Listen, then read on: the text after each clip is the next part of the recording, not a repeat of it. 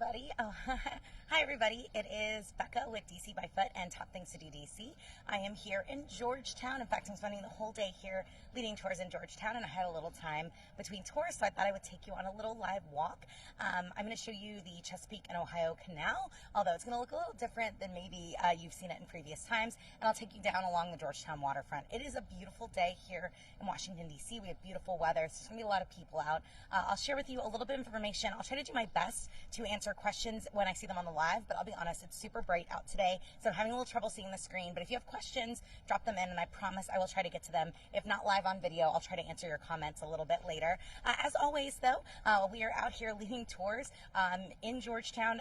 I've mentioned this on other videos, but we have our Georgetown Glow Tour happening every Friday and Saturday night. We also have our Historic Georgetown Tour, and if you like a little scandal true crime, you'll want to check out our Wicked Georgetown. So enough of me. I'm going to start showing you guys the canal, and we're going to go for a little walk. So let's get excited. All right, here we go. So this is the C&O Canal, the Chesapeake and Ohio Canal. This is really one of the highlights of Georgetown, and it's really in the heart of historic Georgetown. The canal was really the concept of George Washington. My camera is doing its own weird funky thing. Okay.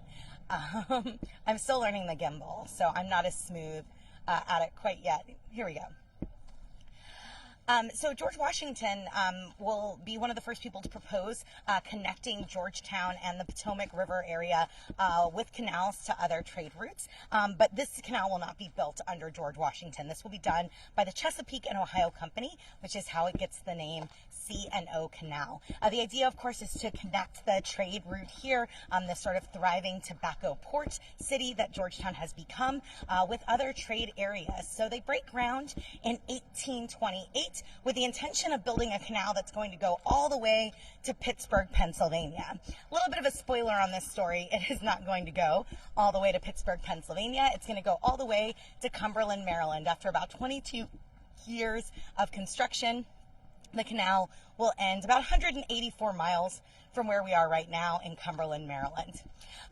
This was functional, though, just a couple years after construction. They started putting boats in the canal in 1831, so there were people already using this canal pretty shortly after construction began.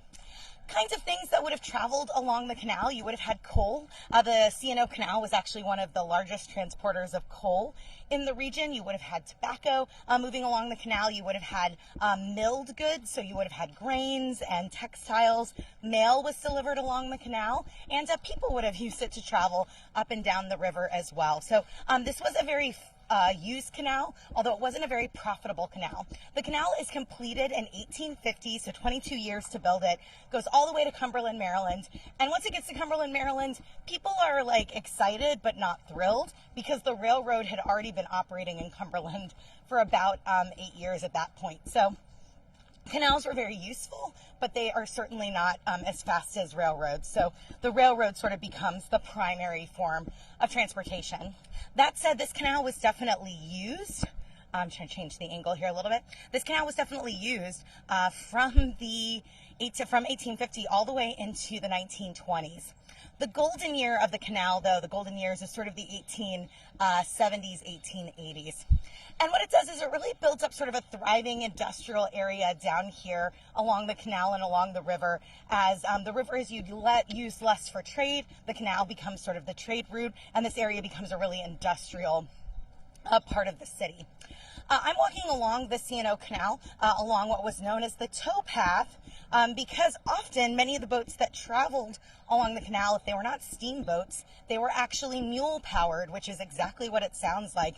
You would have had mules to tow your boat along the canal. So that's what I'm walking along right here. At the height of this canal's use, there would have been, thousands of mules living here in the heart of Georgetown. So when we think about Georgetown today, when we think of all these sort of beautiful buildings and quaint little restaurants and cute little shops, this would have been a much smellier, noisier, busier sort of site.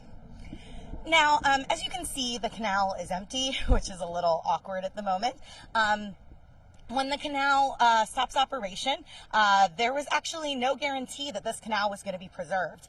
Thankfully, though, we had a Supreme Court Justice by the name of William O. Douglas, who becomes a real advocate for preserving the canal. He's going to sort of lead the fight to preserve this. Today, the canal is part of the National Park Service, and the canal does exist in its entirety. It's a very popular activity. You can bike the canal and you can hike along the canal, but what the National Park Service is doing here in Georgetown, in conjunction with a private organization called Georgetown Heritage, is they're actually working to repair the canal. So this is 31st Street right here. They actually just rebuilt this bridge, and it reopened up just a few weeks ago. Not a few weeks ago, sorry, a few months ago.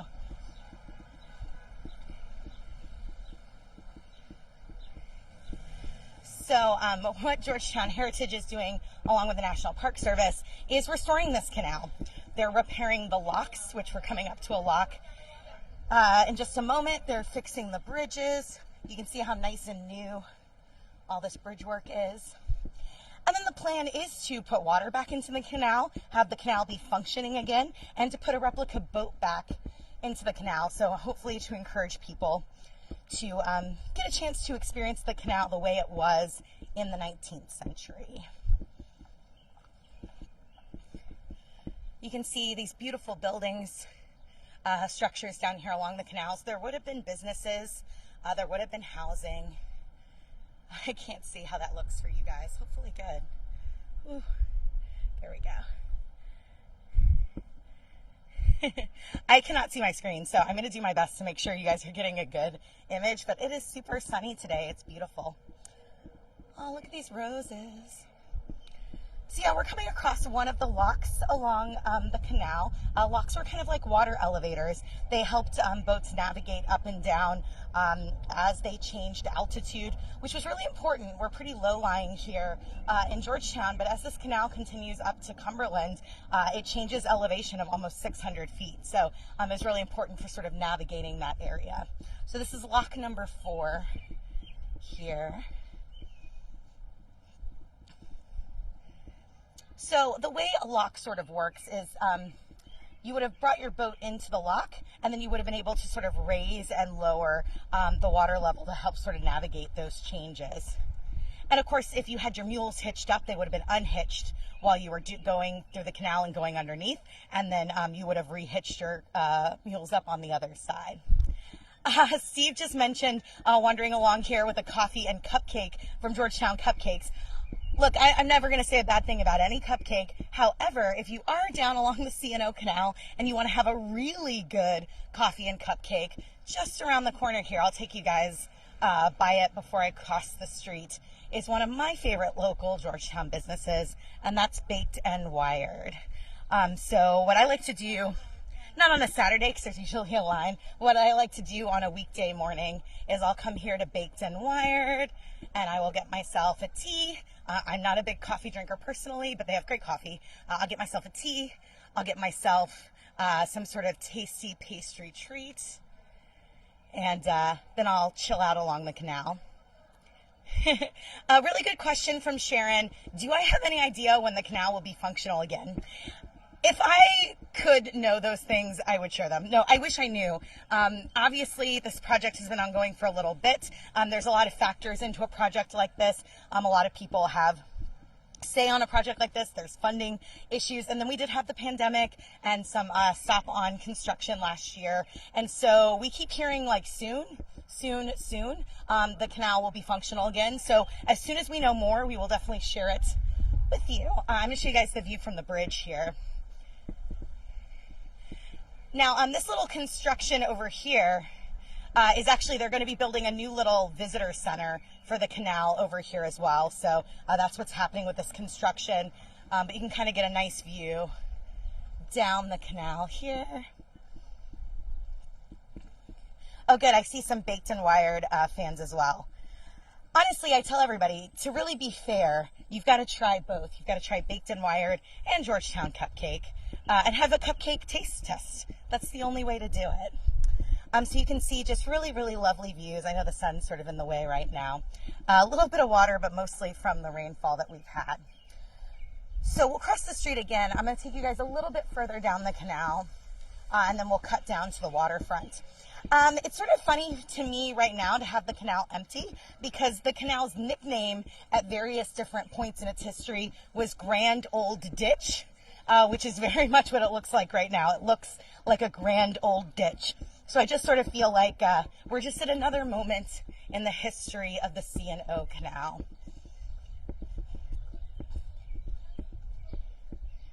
Excellent. So I'll get you guys a little closer to the edge here just so you can see, hopefully, a little bit better what's going on. And actually, if you're into photography, if you're an artist, the canal is really very beautiful right now, because it's sort of this interesting mix of the historic industrial aspect of the canal with sort of this green growth that's been happening because the canal hasn't been full of water. We've had some really interesting growth along here. So if you're interested in photography, I think there's actually some great opportunities down here along the canal.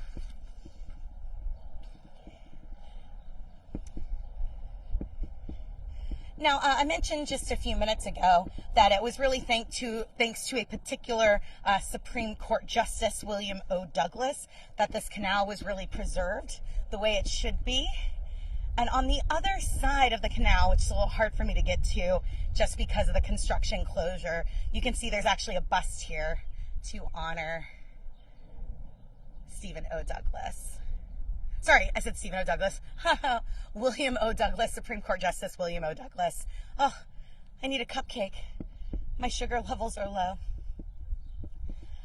So I love coming down here. It's really a glimpse into Georgetown Pass, this more industrial side of Georgetown. The fact that this really was, up until about the 1950s, a truly industrialized area.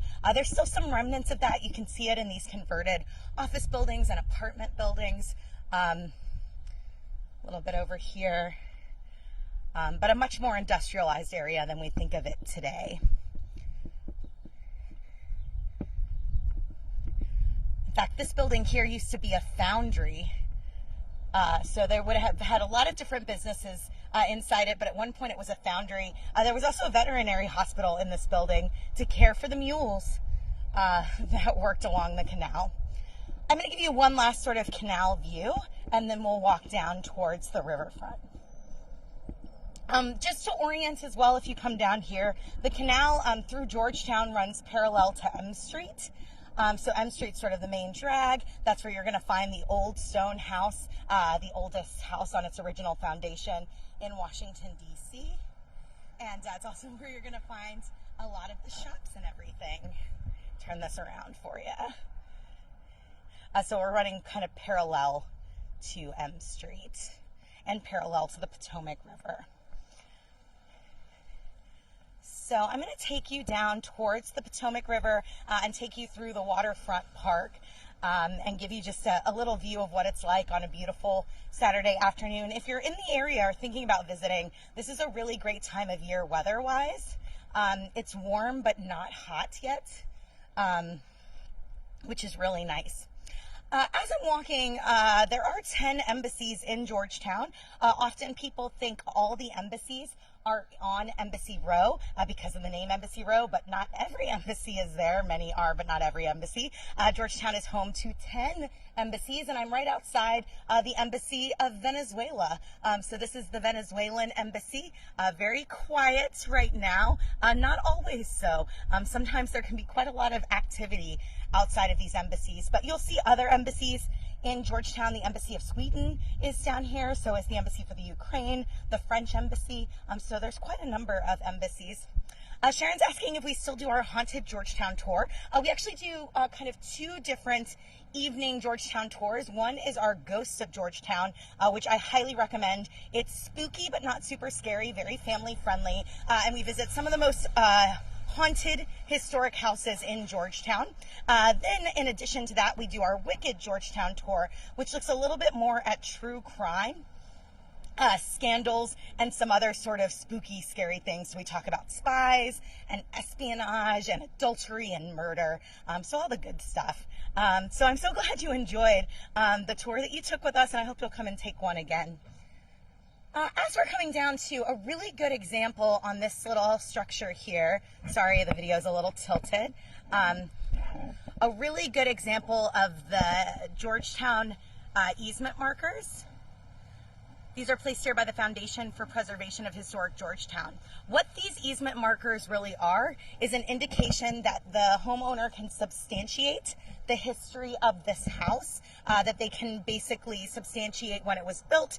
They can substantiate that no major changes have been made to the historical integrity of this house, and that they are putting a designation permanently on the building and the deed for any future homeowners to maintain that historical integrity and perpetuity. So those easement markers are all throughout Georgetown. You're going to see them on a lot of residential homes.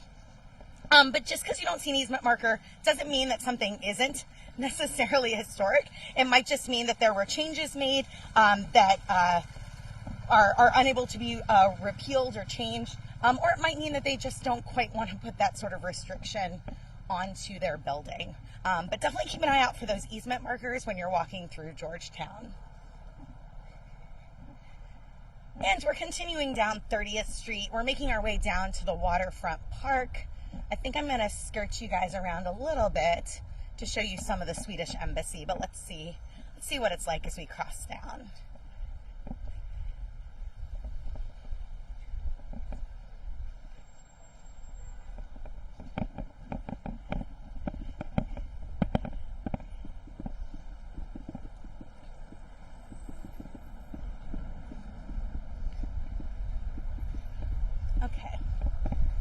Okay, you guys are all on camera with me in case anything happens while I try to cross the street. So I just crossed K Street.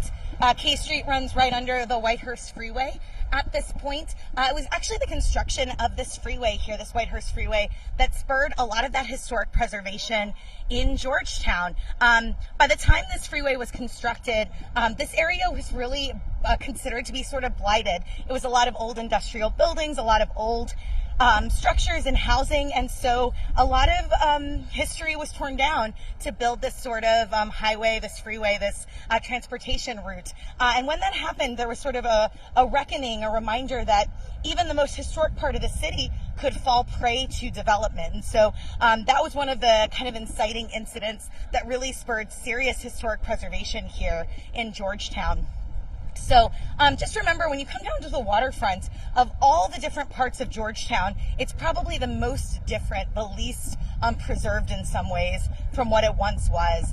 Georgetown was a thriving port city. This was where people came to trade. It's where they came to inspect, ship, and sell tobacco. And so there was a thriving community here long before we were ever the District of Columbia. As they are fond of saying, before there was a Washington, there was a Georgetown.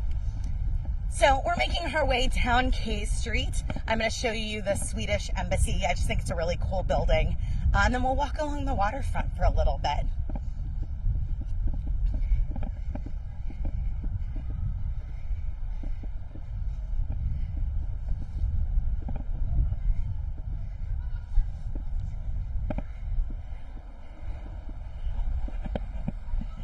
Oh, sorry guys, trying to give you the best view I can.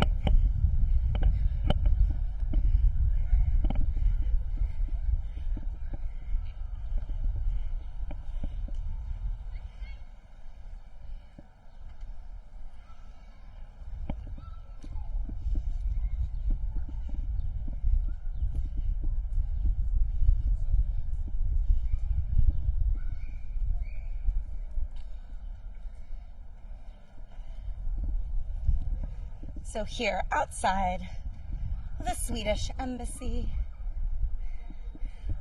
as you can see, it says House of Sweden.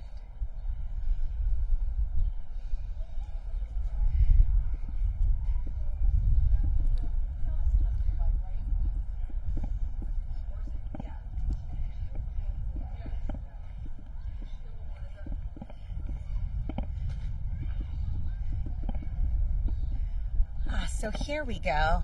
You can start to see the Swedish flag up ahead. Now, this building is sort of LEED certified. So it's super eco-friendly, helps to sort of manage its carbon output, which is really important. You can see there's actually always really cool stuff in the windows. I encourage you to come and check it out. Inside is actually the Embassy of Sweden, and the Embassy of Iceland is inside, so you'll see both flags as well as the EU flag. Oh. So here we are. We've made it to the Potomac River. I'm going to take you guys a little bit closer to the river so you can get a little bit of a better view. Give you an idea of what's going down here. One of my favorite things to do this time of year is when I finish like a national mall tour, is just to walk along the riverfront from behind the Lincoln Memorial, just along the Potomac River into Georgetown. So, I mean, you can see it's a beautiful day. A lot of people are out on their boats. You can see a lot of people in kayaks and canoes and paddle boards. All of that recreation is open in DC. So it's very easy on the weekends to come down, rent a kayak, rent a board, come out here, enjoy the river. There are plenty of boat cruises that you can take, plenty of boat rentals that you can take as well. So it's a really great way to see the city. You know, we exist here as a nation's capital because of the Potomac and the Anacostia River. George Washington and Congress wanted this location because of the river, because of that transportation and trade routes. That was really, really important. And I think there's no better way to see the memorials, no better way to see the city than by the river. And of course, there's all these great walking paths, biking paths, and then you get down here and we have the Georgetown Harbor and the Waterfront Park here. So lots of restaurants, art, lots of people out enjoying. So I'm going to take you down along the deck a little bit. You can see lots of people out taking pictures, having a good time, people cycling and scootering. As we get a little further down, I'll point out a few things along the river. Oh, and I'm glad you guys were excited to see the embassies. I'll have to take you out more and show you more embassies on another day.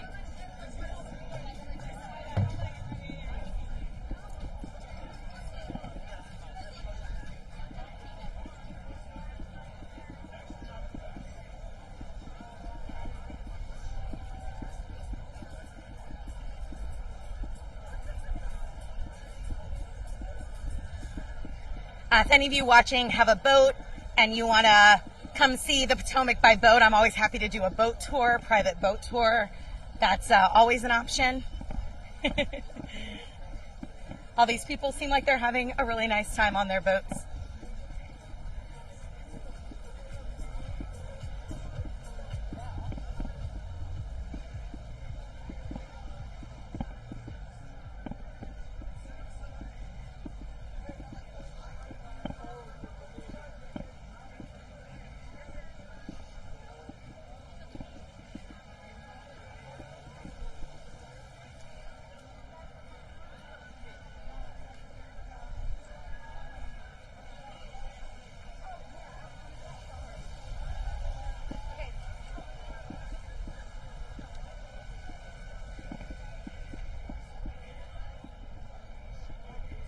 So as you can see, a lot down here on the waterfront. You've got restaurants, you've got bars, you've got great walking space, you have boats and recreation.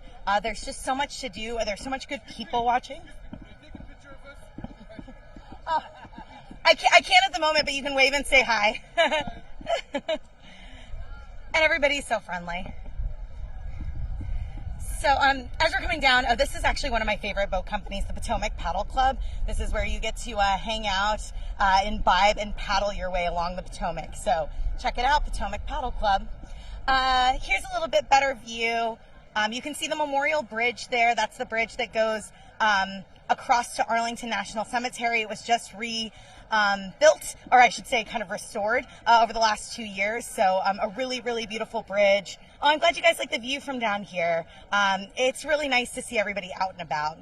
There's the John F. Kennedy Center for the Performing Arts. While the Kennedy Center has not yet quite reopened for live performances, their exterior space is open. They have the Reach, which is kind of their new expansion that opened right towards the fall of 2019. The Reach is open, that whole outdoor area is open, and they have a pop-up wine and beer garden right now that is excellent. So if you're out and about, you can really be exploring the campus of the Kennedy Center, and then they've been announcing their performance schedule, so things are coming back. That green area right across from us, that's Theodore Roosevelt Island. I'll talk maybe a little bit more about that as we get further down the deck. And then that bridge over there is the Francis Scott Key Bridge. Francis Scott Key was a lawyer who wrote a poem called The Star-Spangled Banner. We took that poem, we set it to the tune of a British drinking song, and we made it our national anthem. Francis Scott Key was a lawyer, though, a lawyer by trade, a poet in his heart.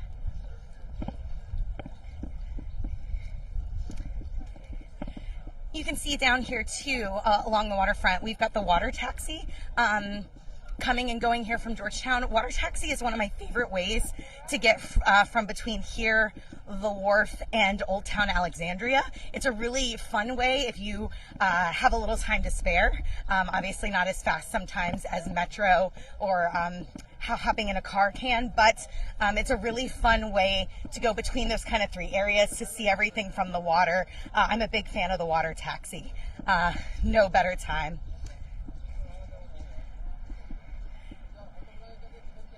You can see again, people just out on the river, people having a good time, people out boating, kayaking, people paddle boarding. All of these things, again, are open for rentals, so you can come out and rent a boat. Lots of good restaurants and dining down here as well. So we're continuing on kind of through the Waterfront Park here. This park was just completed in 2011, so it's a relatively new addition here in historic Georgetown. Again, there used to be a lot more kind of industrial structures down here. A lot of that gets torn down, and this area was really sort of in need of redevelopment. A lot of it had been turned into parking lots kind of by the late 20th century. So this park is a really beautiful public space. It's designed in such a way for people to sit, watch the boats, relax, enjoy. You'll always see people out here with their dogs. You'll see people out here with their kids. People out here enjoying this car-free space is really nice. I love the steps that go down here to the river. They were sort of designed for people to watch regattas. So they figured spectators watching boat races along the Potomac River would need somewhere to sit. And you can see right now everyone's out here feeding the ducks. So if you want to come out, see little duckies, this is like the perfect time and the perfect place.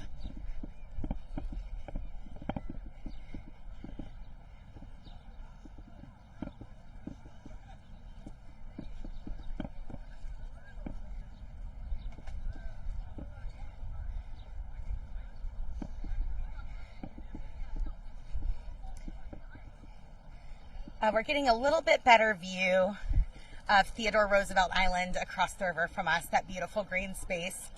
The best way to access, or the only way really to access Theodore Roosevelt Island is from the Virginia side, so over in Roslyn, Virginia. But I love Theodore Roosevelt Island. It's just so beautiful this time of year as it's greening in. It's a really great kind of getaway. You kind of forget you're in the city. It is a living memorial to Theodore Roosevelt, and there is a statue to Roosevelt on Theodore Roosevelt Island. This island really comes into play. It comes into life thanks to his eldest daughter, Alice Roosevelt Longworth. If you listen to our podcast tour guide Tell All, you know that our very first episode was on Alice Roosevelt Longworth, and we love to talk about her. We also talk about her on a number of our tours, and we talk about Theodore Roosevelt Island on a number of our tours. So I'm not going to spoil too much today, but if you want to know a little bit more, listen to the podcast or come join us on a tour. You can see there are just so many geese and ducks out today being fed. It's just so cute.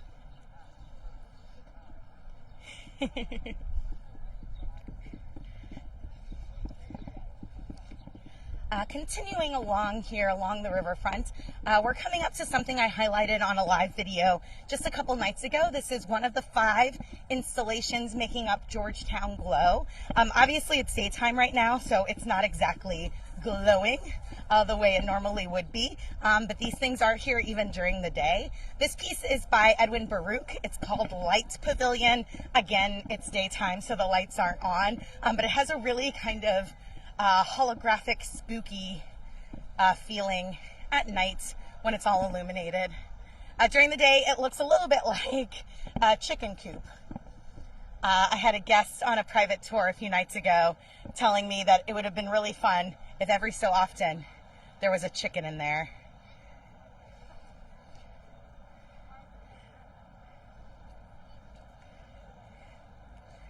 I see a question here that asks, where do we start the tour and where does it end? We have multiple tours in Georgetown, so different Georgetown tours have different routes and might start and end in different areas. We can also customize a Georgetown tour for you. So if you have reservations at a particular restaurant or you want to start or end somewhere, our team knows Georgetown really well. It's an area we visit a lot, so we can always customize that on a private tour. This particular live tour is just going to walk a little bit further along the river and then we're going to wrap up. So we're just getting a little glimpse of the canal and the river today. Sharon asked if we can go live at Theodore Roosevelt Island. I think we definitely could do that. It's getting to be a good time of year to do that as things are starting to bloom and grow. I can't decide if it would be a good thing to go when the cicadas emerge or a bad thing. I kind of think it could be both. Maybe we'll explore Teddy Roosevelt Island when Brood X emerges. I have been keeping my eye out. If I did see a cicada, I was going to try to show it to you guys.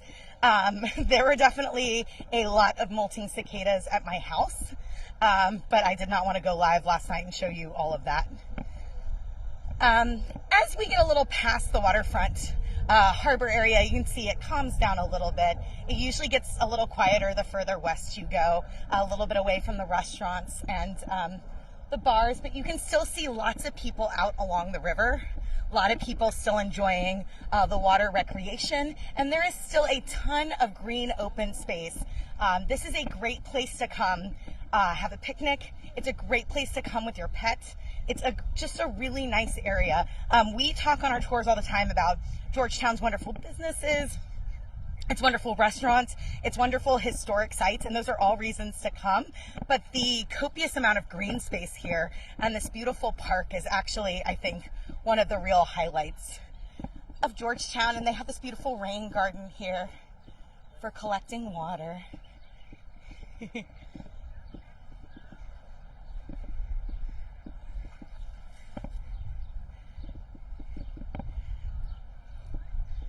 Oh man, the weather is just so nice. We can see some historic structures over there, a few historic buildings, many of which have been converted into housing. But a lot of what makes up the park today had been turned into parking lot, which was really unfortunate.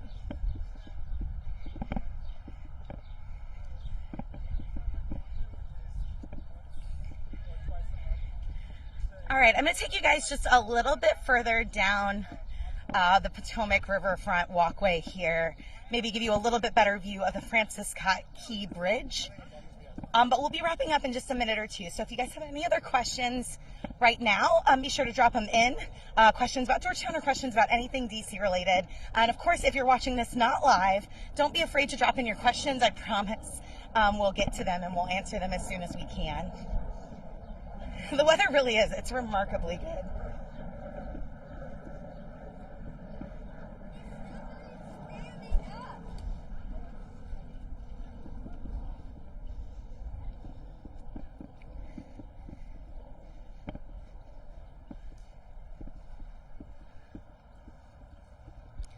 Just going to try to take a minute here to show you just really how green it is down here along this waterfront park, especially as you get just a little further away from sort of the dining area here.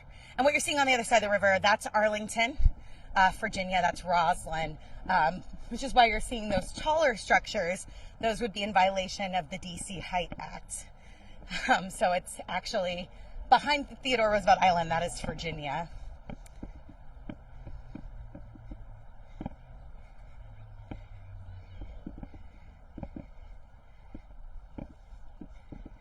And here we go.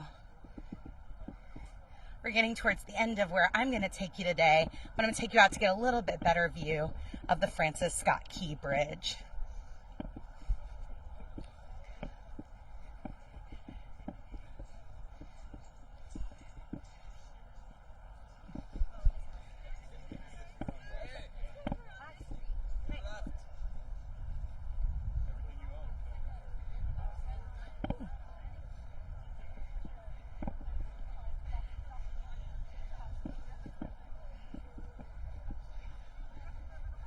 Okay.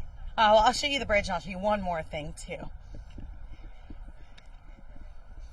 Oh my gosh, I don't know how well you can see this on the video, guys, but there are just so many people out boating today. It's just really, really lovely.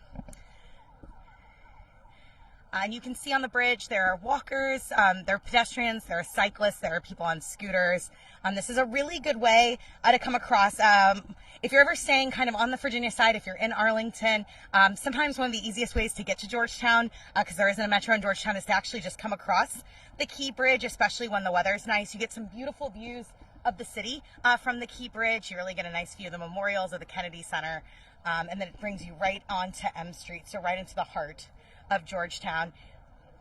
You might be able to see just a little peek of the building back there. That's Healy Hall, sort of behind the building with the clock tower on it. That's Healy Hall, which is Georgetown University campus, named for Patrick Healy, one of the presidents of the college. So to give you an idea of kind of where we are, we've been moving west further into Georgetown towards the university. But again, there's that beautiful bridge. There's everybody on the boats, everybody out having a good time.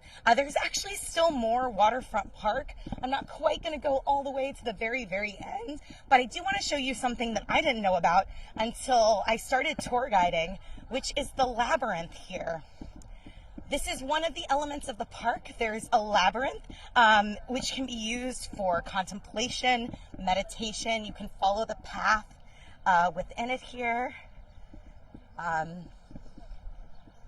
Yeah, see? Follow along. I think this is so cool. It's like a space to reflect, to contemplate, and just to be, which is really, really cool. I'm not going to do the whole thing though. I'm going to cut over here. But if you didn't know about this, I didn't know either, and now you know.